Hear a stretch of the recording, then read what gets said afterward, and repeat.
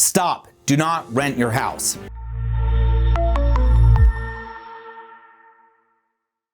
Hey, Jordan here, and I talk with sellers all the time that maybe they put their property on the market, maybe they just don't like the market, and they think that their primary residence, the home that they live in, they just rent it for a while until prices come up. And I'll tell you, it's just not a good idea for a lot of reasons. Number one, right, renters aren't going to treat your current home the way you would, right? A primary residence is most likely in the best condition, right? You've taken good care of it, and so turning it into a rental doesn't necessarily mean that it's going to be a good investment for you. When you bought that property, you bought it to live in. The numbers make sense for you to live there. They don't make sense as a rental. If you want to have rentals, great. Let's sell that property for whatever it's worth, and then take the equity and go buy investment properties like, fourplex, a duplex, right? Something that is built to be able to make you income, because otherwise you're just trying to, save yourself from the loss of $10, $50, $100,000 when the truth is that money's already gone.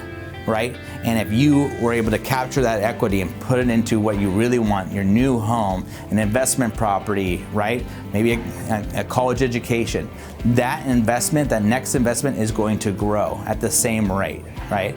So you think you're taking a hit, but in actuality, you're from one asset to another asset, and that next asset will grow as well.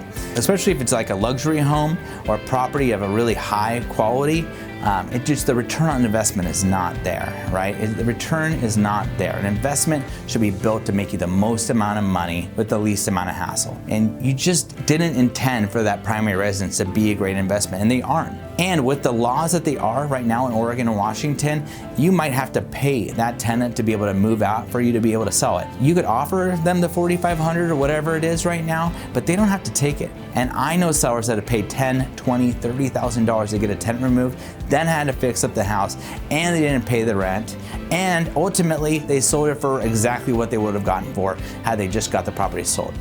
That's a sunk cost. The money's already gone. You need to be able to take it and move it to the next thing. So if you're thinking about renting a property, have me take a look at it. I might be wrong. I might tell you, you know what? You should rent it. It's a perfect rental, right? But there's a lot of good reasons why you shouldn't. And I think that we should go over and see what makes financial sense, and then based on the numbers, make an educated decision. Another thing that you need to be aware of is that by moving out of a property as a primary residence, after 3 years, your capital gains tax will start to increase. So let's say you've been in a property for 10 years, and let's say you have $500,000 in equity. After 3 years of you being out of the property, your capital gains will start to come back in.